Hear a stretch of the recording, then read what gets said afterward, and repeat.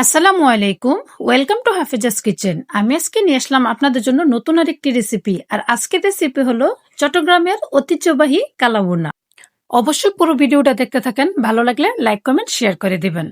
তো এখানে আমি গরুর গোস্ত নিয়েছি 1 কেজি থেকেও একটু বেশি নিয়েছি, আর আমি রেগুলার সাইজে নিয়েছি, আপনার চাইলে একটু বড় রাখতে পারেন। তো এখানে আমি পেঁয়াজ কুচি দিয়ে দিলাম হাফ কাপ পরিমাণ, পেঁয়াজ বেরেস্তাও দিয়ে দিলাম প্রায় হাফ কাপ পরিমাণ, আর দিয়ে দিলাম কিছু গরম মশলা। তো এখন দিয়ে দিব আমি কয়েকটা তেজপাতা ছোট ছোট করে কেটে।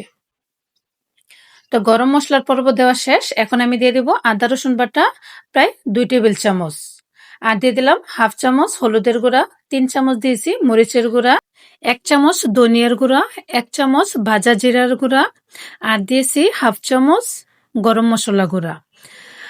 তো এখানে আমি তেল অ্যাড করব 1/3 কাপ সয়াবিন তেল, আর প্রায় 3 টেবিল চামচ সরিষার তেল অ্যাড করেছি।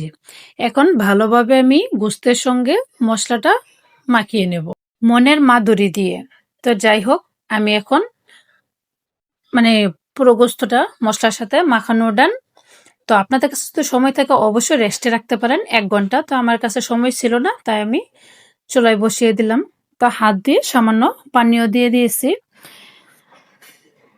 তো এখন কয়েকটা কাঁচামরিচও দিয়ে দিয়েছি। এখন ঢাকনা লাগিয়ে আমি কিছুক্ষণ রান্না করে নিব। ও আচ্ছা, যাই হোক, আরেকটা জিনিস মিসিং আছে। সব উপকরণ দিয়েছি, আমি কিন্তু লবণ দিতেই ভুলে গিয়েছিলাম। তো এখন আমি 1 চামচ লবণ দিয়ে দিলাম, আর প্রায় 1 কাপ পরিমাণ পানি দিয়ে দিব। এই পানি দিয়েই আমি পুরো রান্নাটা শেষ করব।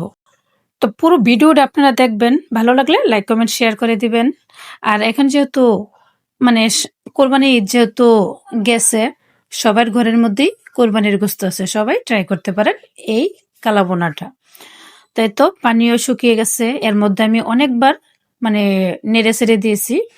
তো কালারটাও পুরো এসে গেছে। এখন আমি নামানোর আগে সামান্য শাহি গরম মশলা অ্যাড করেছি।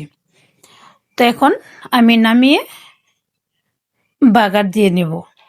তো এখানে 2 টেবিল চামচ সরিষার তেল অ্যাড করেছি, আর একটা রসুনের পুরো আস্ত রসুন কুচি করে আমি দিয়ে দিলাম, আর কয়েকটা শুকনো মরিচ। তো এখন লাল লাল করে আমি ভেজে নিয়েছি। এখন গোস্তের মধ্যে আমি ঢেলে নেব, আরো কিছুক্ষণ আমি নেড়ে ছেড়ে নেব।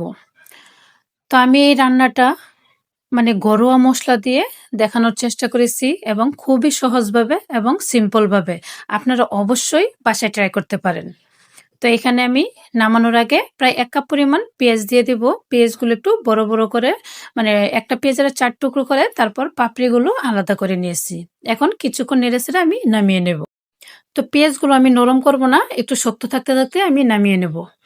তো এই তো আমার কালাভুনা ডান। এখন আমি আমার মতো করে পরিবেশন করে নেব, আপনারা আপনাদের মতো করে পরিবেশন করে নেবেন। আর হ্যাঁ, আমার ইউটিউব চ্যানেল থেকে দেখে থাকলে চ্যানেলটা সাবস্ক্রাইব করে দেবেন, আর ফেসবুক পেজ থেকে দেখে থাকলে পেজটা ফলো দিয়ে দিবেন। তো সৌন্দর্যের জন্য কিছু পেঁয়াজ বেরেস্তা আমি উপরে দিয়ে দিলাম। তো আমার কালাভুনা ডান। মাশাআল্লাহ, অসাধারণ ছিল। আপনারা অবশ্যই বাসায় ট্রাই করবেন, আর পুরো ভিডিওটা দেখার পর একটা লাইক অবশ্যই করে দিবেন।